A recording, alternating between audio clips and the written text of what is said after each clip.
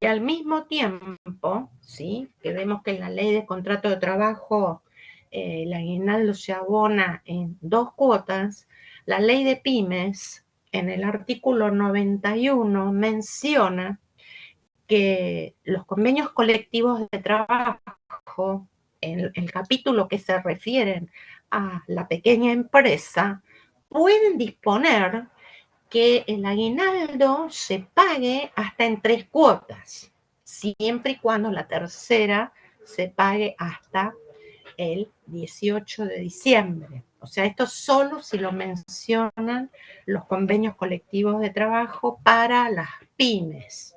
Y en ese caso, el empleador tendrá que notificar al empleado las fechas de pago del aguinaldo, que en general, obviamente, es lo que le corresponde a un mes de salario, ¿sí?, de vengados. Vamos a ver este primer caso práctico en donde el empleado ingresó un 23 de agosto del 2022, o sea, no va a trabajar todo el semestre porque no estaba en julio de alta, no estaba trabajando, o sea que voy a tener que calcular a fin de diciembre o al 18 de diciembre voy a tener que calcular un SAC proporcional. Tiene un sueldo básico de 72.000 pesos y por el convenio colectivo XX tiene una adicional puntualidad que es el 10% sobre el básico y también una adicional por título, que en noviembre se le abona, pero ya el empleado lo había acreditado el título en septiembre. Y también percibe comisiones. Entonces nos encontramos con los meses del semestre, de julio a diciembre, con los sueldos básicos. Obviamente agosto no lo trabajó todo el mes, por lo tanto, la proporción de los 72.000 pesos lo aplico a los días trabajados de agosto. El 10% de puntualidad, las comisiones, ¿sí?, y el título que se lo abonan en noviembre recién, pero que habíamos dicho, se devengaron, se acreditaron en el mes de septiembre.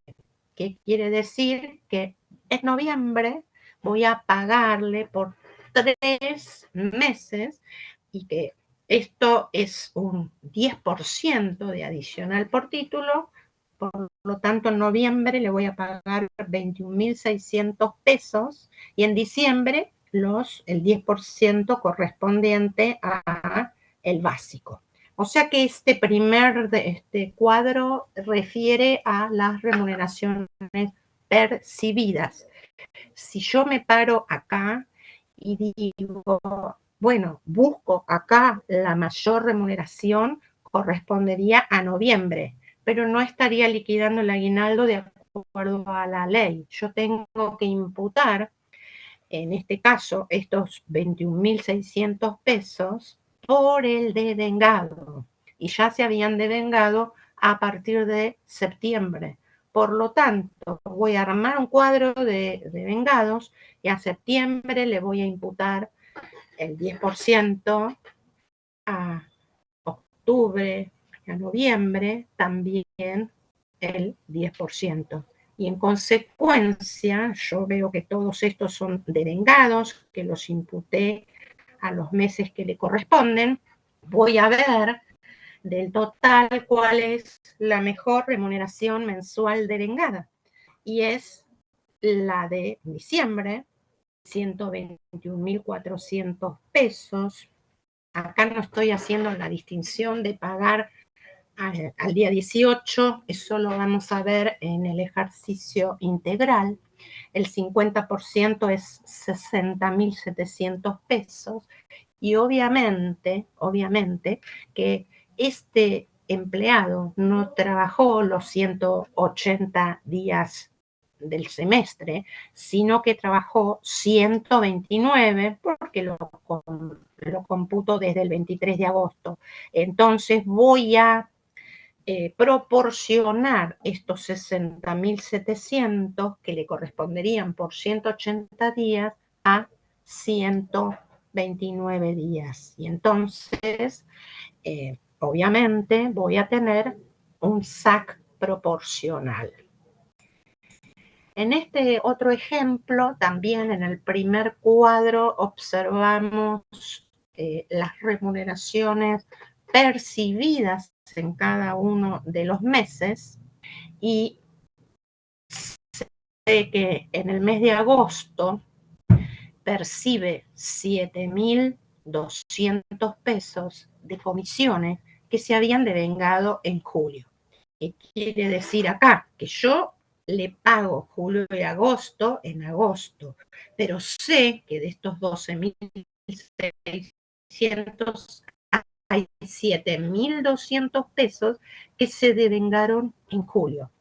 Y también en diciembre percibe 6.200 pesos de comisiones en diciembre, pero que pertenecen, que corresponden al mes de noviembre, porque se devengaron en noviembre. Y a su vez se le paga una gratificación de 50.000 pesos, que es una gratificación semestral habitual y regular. Porque si no fuese habitual y regular, no sería un concepto remunerativo. Obviamente que ahora tengo que pasar al cuadro del devengamiento y sé que en julio se devengaron 7.200 pesos de comisiones, en agosto 5.400, es decir, la diferencia entre 12.600 y 7.200 en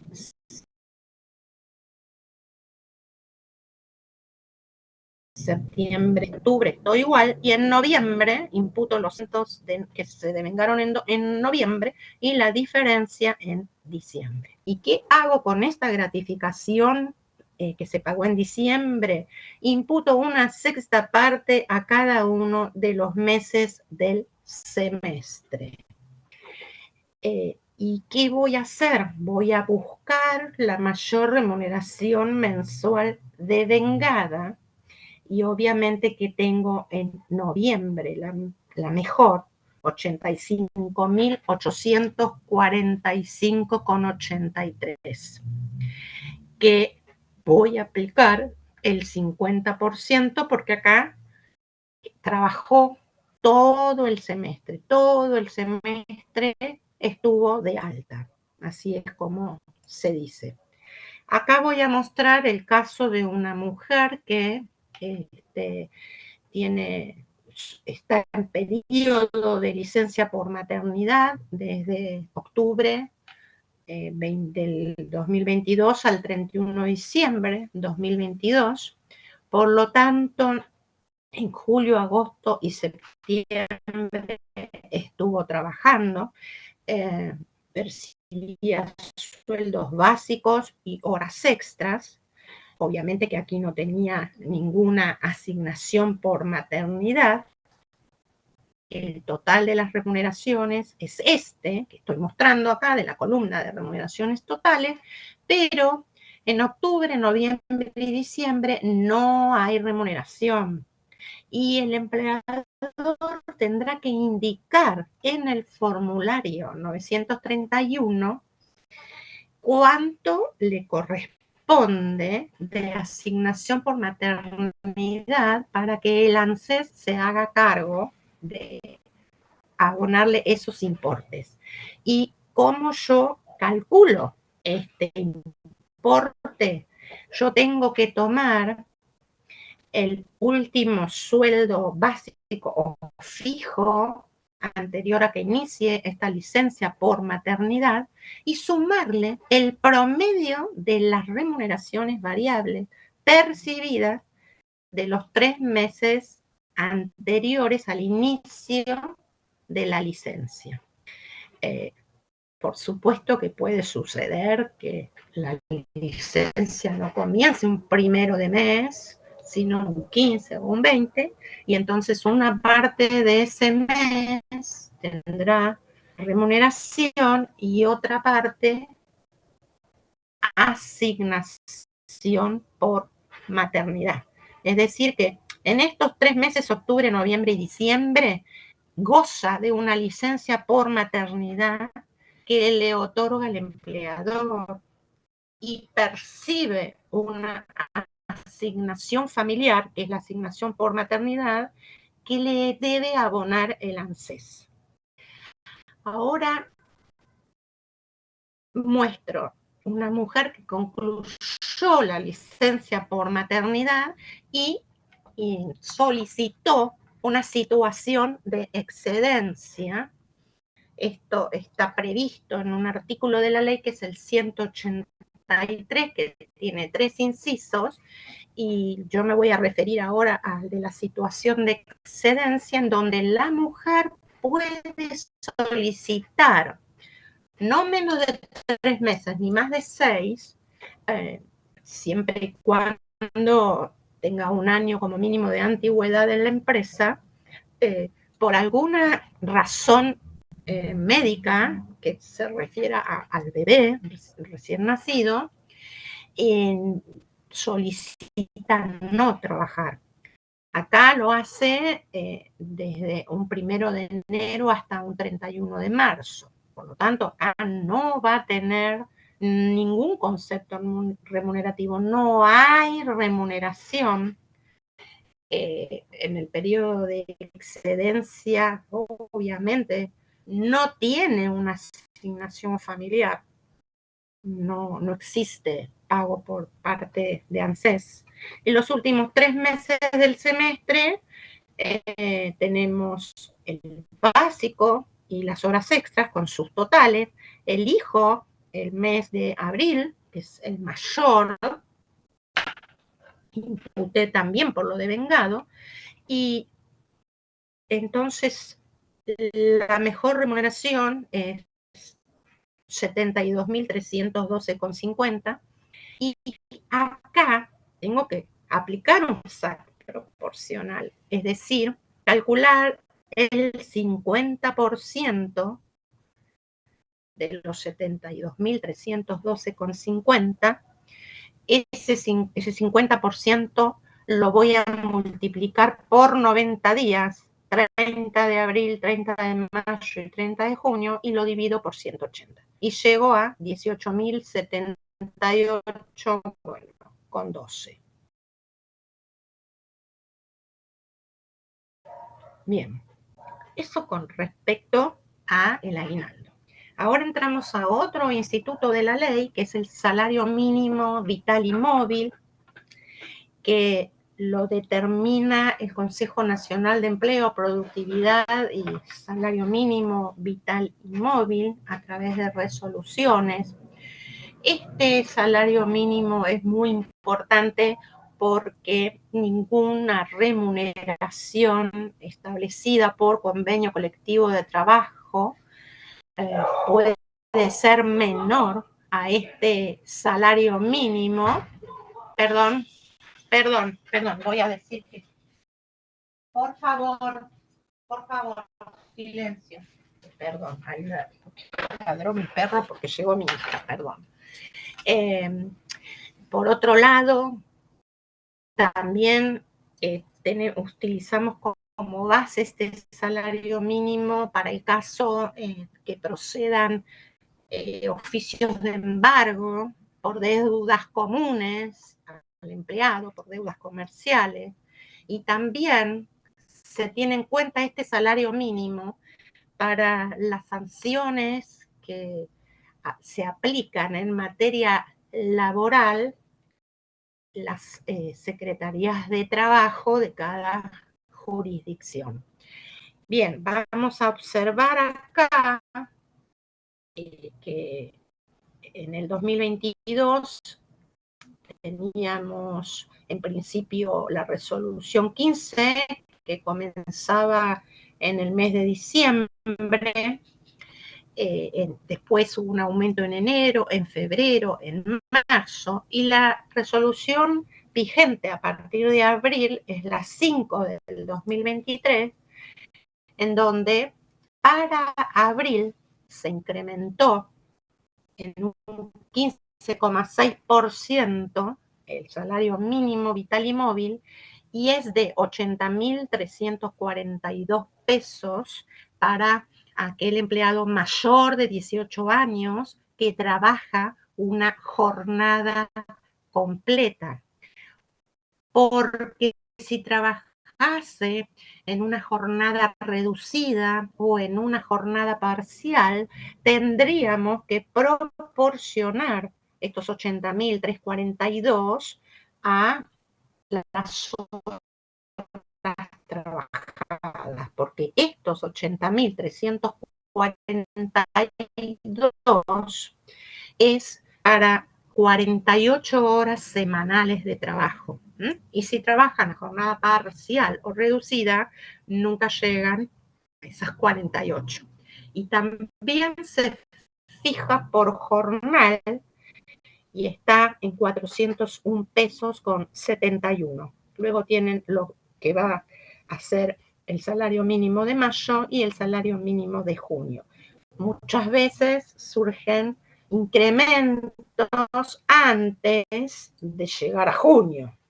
O sea, debido a la inflación se van modificando por las distintas resoluciones. Entonces, en el tema acá de los embargos sobre sueldos,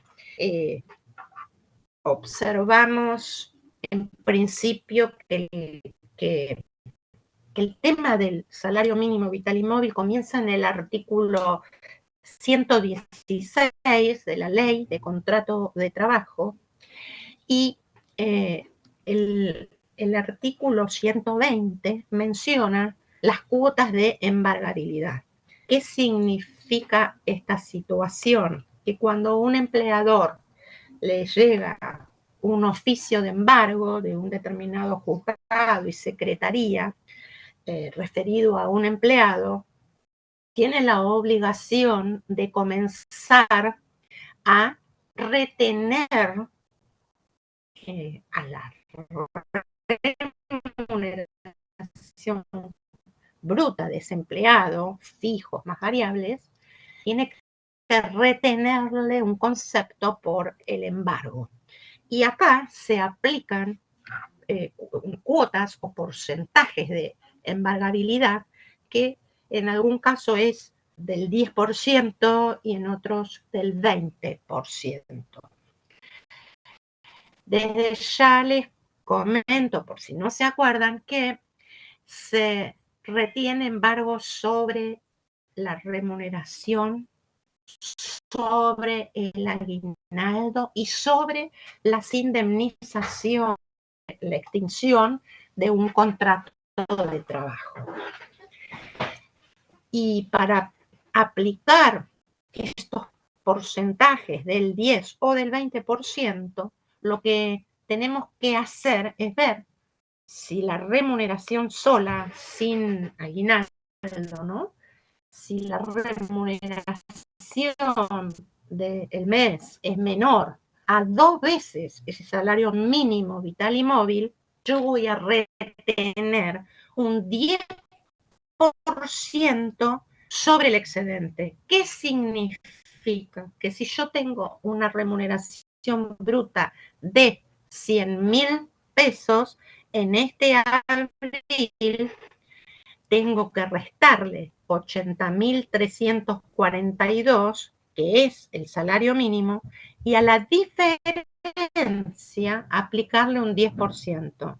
Entonces, retengo, o sea, hay un concepto que va a ir al recibo de haberes, además de las remuneraciones, hay concepto de descuento de esas remuneraciones, y ahí va la retención sobre embargo. Ahora, si la remuneración es mayor a 2 veces el salario mínimo, siempre el vigente al momento en que estoy haciendo esta liquidación, entonces tengo que aplicar o retener el 20% sobre el mismo excedente que en el caso anterior. Y cuando nos referimos al aguinaldo, es decir, en el mes de junio y en el mes de diciembre, en que abonamos el aguinaldo, porque corresponde a todos los empleados, lo que tenemos que ver es si el monto bruto del aguinaldo, si es menor a un salario mínimo vital y móvil, aplico el 10% sobre el excedente. Acá voy a comparar el aguinaldo con el 50% de ese sueldo, de ese salario mínimo vital y móvil. Pero si el aguinaldo es mayor a un salario mínimo, aplico el 20% sobre el excedente. ¿Qué quiere decir? Que cuando estoy en junio, cuando estoy en diciembre, tengo que topear, digamos, o calcular por separado los embargos. Después pueden estar en una misma línea, en un mismo renglón en el recibo de haberes. Si tenemos indemnizaciones, ¿sí? El total de las indemnizaciones, si ese total es mayor a 2 salarios mínimos, voy a retener el 20%, pero sobre el total de las indemnizaciones. Acá no voy a hacerlo sobre el excedente. Y si el total de las indemnizaciones es menor a un salario mínimo, voy a aplicar el 10% sobre el total de las indemnizaciones. Obviamente que cuando calculo un SAC proporcional, porque no trabajó todo el semestre y hay un oficio de embargo, también tengo que retener sobre ese SAC proporcional. Bien, continuamos.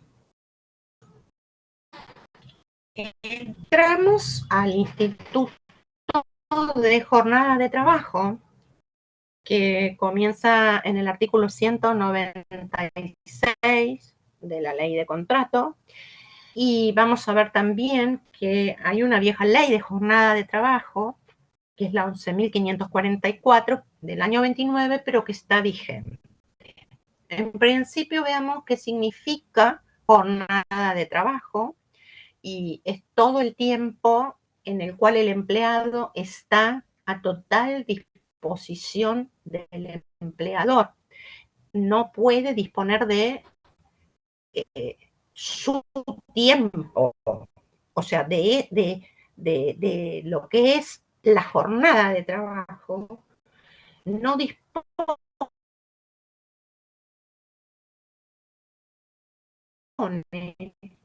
un tiempo para él, para beneficio propio. Encontramos periodos que corresponden a prestación efectiva de trabajo y periodos de inactividad que se pueden referir a pequeñas pausas para un refrigerio, por ejemplo, y otras pausas más amplias que se refieren a el tiempo del almuerzo o el tiempo de la cena para aquel empleado que trabaje en una jornada nocturna. La situación es muy clara con las pausas breves, porque en general los convenios colectivos de trabajo, cuando se refieren a estas pausas, delimitan si se integran a la jornada de trabajo o no.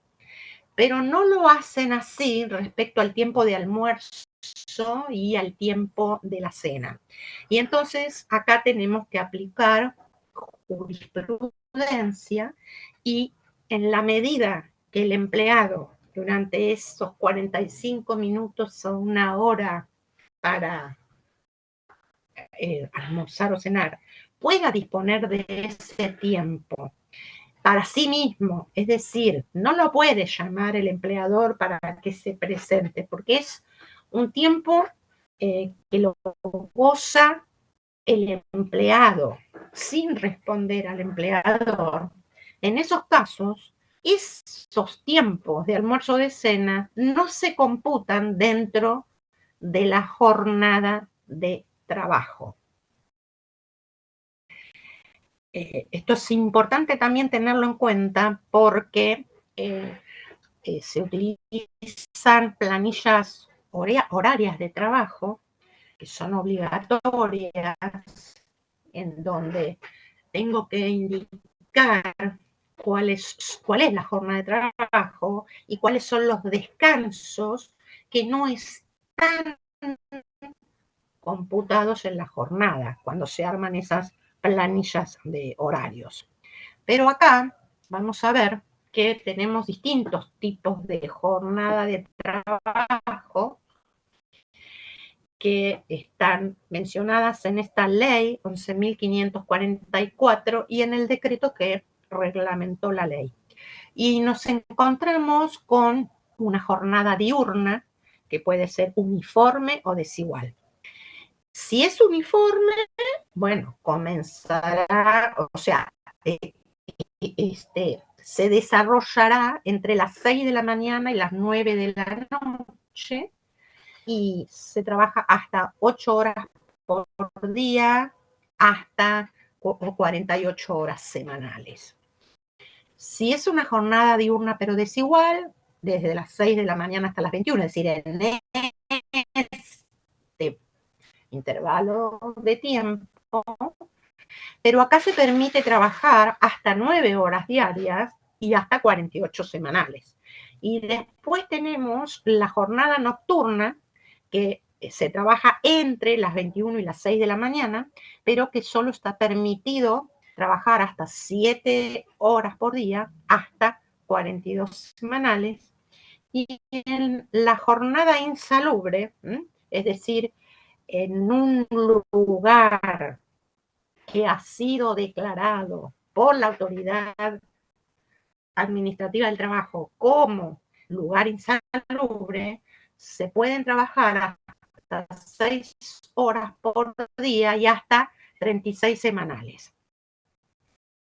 Cuando me refiero a las 48, a las 42 o a las 36, contempla desde el lunes hasta el sábado a las 13 horas, ese total máximo. Pero como está permitida la jornada desigual, nos tenemos que preguntar si se puede superar entonces esas 8 horas diarias, y en realidad sí, se permite trabajar hasta 9 horas diarias, por lo tanto, las 48 horas desde el lunes hasta el sábado a las 13 se pueden distribuir diferente entre los días laborables de la semana, ¿sí? Mientras no se excedan de las 9 horas diarias. Si, por ejemplo, se trabaja un día lunes 8 horas y de martes a viernes 10 horas, es una jornada desigual. Pero de martes a viernes ya estoy trabajando por encima de las 9 horas permitidas, ¿sí? Entonces, en este caso, esa hora, la décima que trabaja de martes a viernes, es una hora extra.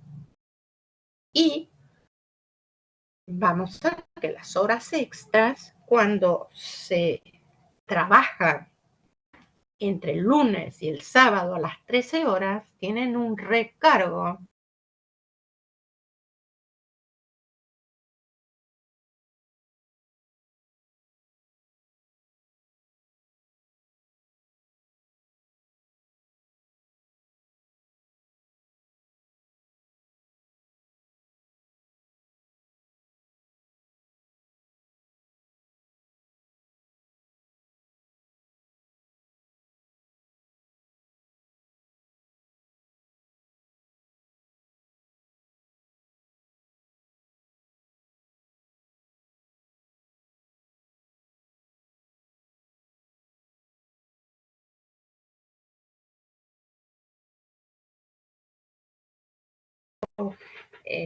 estamos ante una actividad en donde se trabaja las 24 horas, hay 3 equipos de trabajo que trabajan 8 horas cada uno.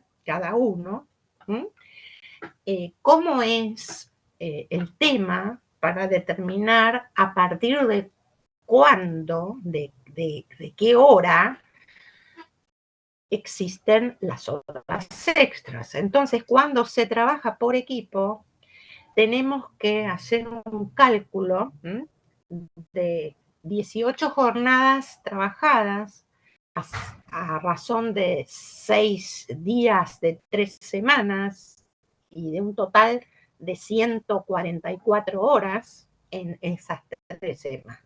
Es decir, estos son los topes.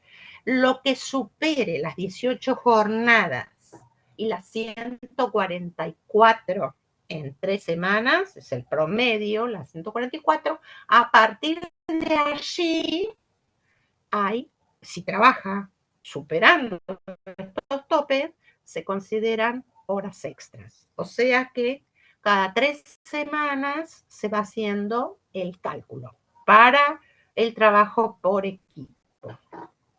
Ahora bien, entre una jornada de un día y el inicio de la jornada al día siguiente, por ley tiene que haber 12 horas de descanso. Y, por supuesto, también desde el sábado a las 13 horas hasta el domingo a las 24, tiene que haber, por ley, 35 horas seguidas. Esto de las 35 horas seguidas puede también cambiar por convenio colectivo de trabajo, porque si bien las 48 horas es la máxima de la jornada semanal, el convenio colectivo puede fijar que ese máximo sea de 4.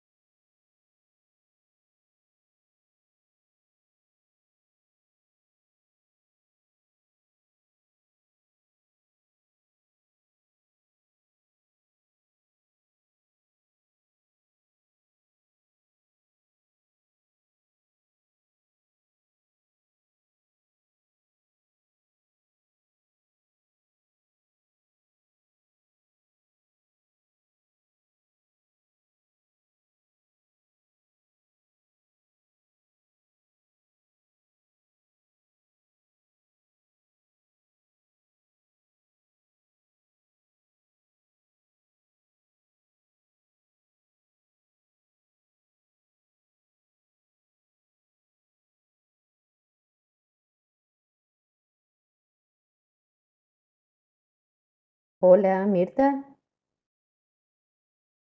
Perdón, Mirta, no se escucha.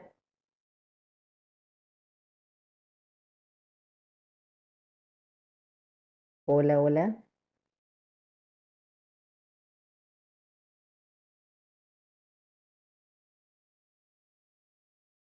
Mirta,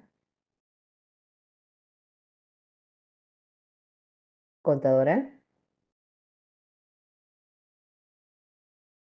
Mirta, ¿me escuchas?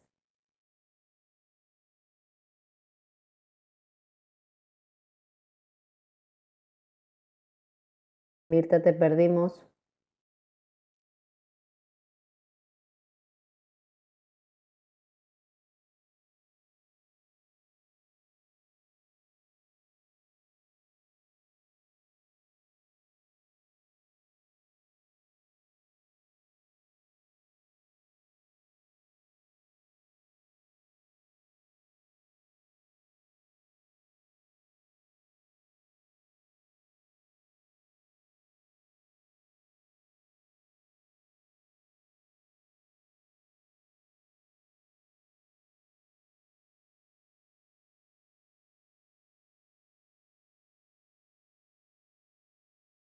pagar, ya lo he dicho. Bueno, sí, pero hay que modificar la FIFA para que pueda pagar. Y bueno, pero si va a pagar, le modificamos, si Sí, no. sí va a pagar, si había dicho.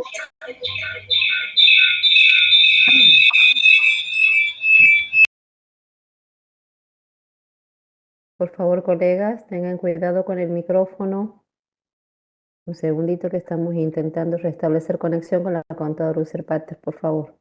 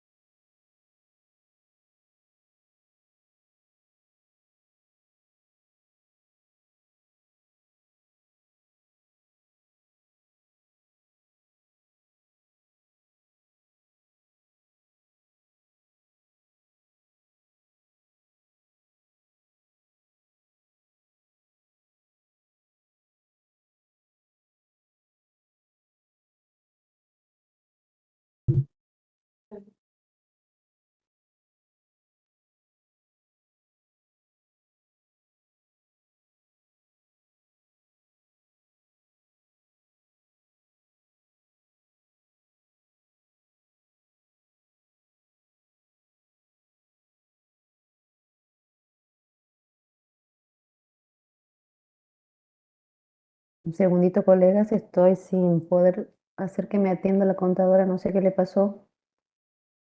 Sigo intentando. Mil disculpas.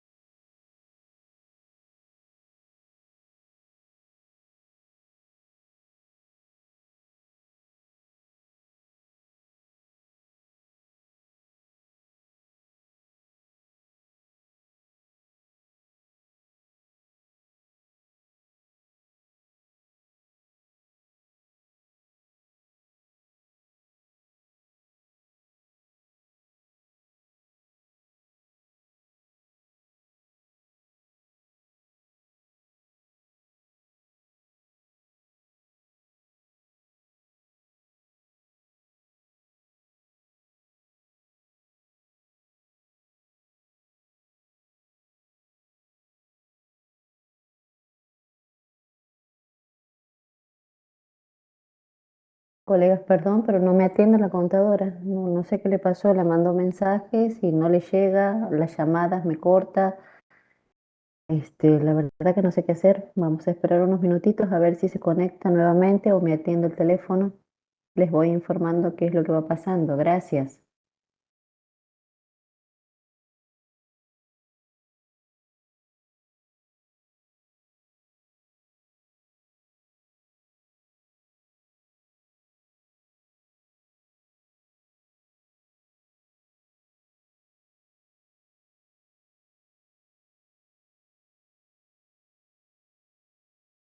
Gracias, colegas, por comprender. La verdad que me preocupa porque raro que no responda las llamadas ni le lleguen los mensajes. Vamos a ver. Espero que esté bien ella.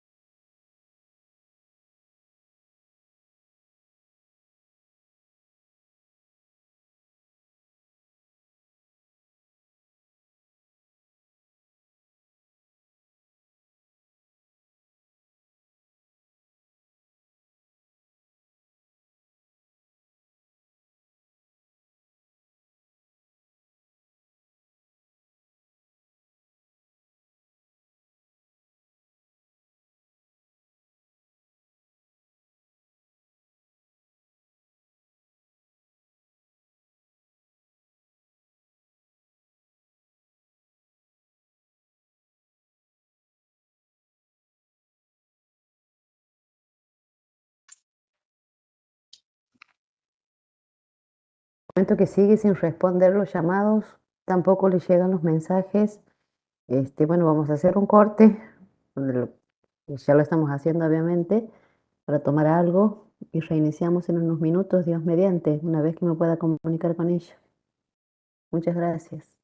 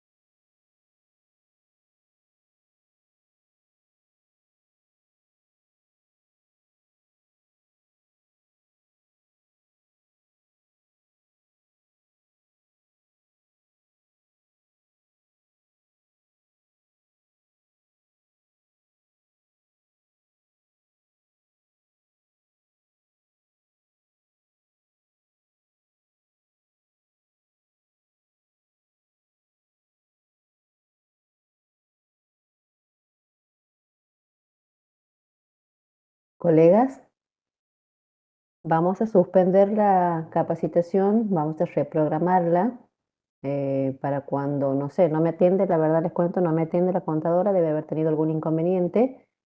Cuando ella esté en condiciones, vamos a reprogramar y bueno, vamos a avisar, por supuesto, por redes, por mail, el día que va a ser próximamente, seguramente.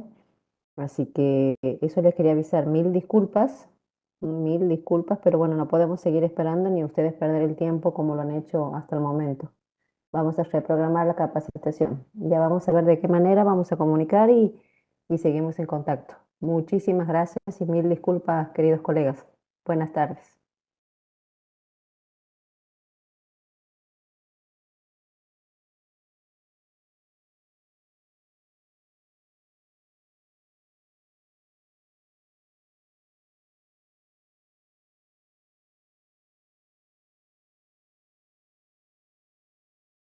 Sí, sí, esperamos que se encuentre bien ella. La verdad que no sé qué pudo haber pasado. Estoy intentando comunicarme, pero imposible, imposible. No recibe las llamadas, los WhatsApp no le llegan y no tengo el teléfono de la casa, el teléfono fijo. Así que voy a seguir intentando a ver qué es lo que le ha sucedido. Gracias por preocuparse, gracias y mil disculpas nuevamente.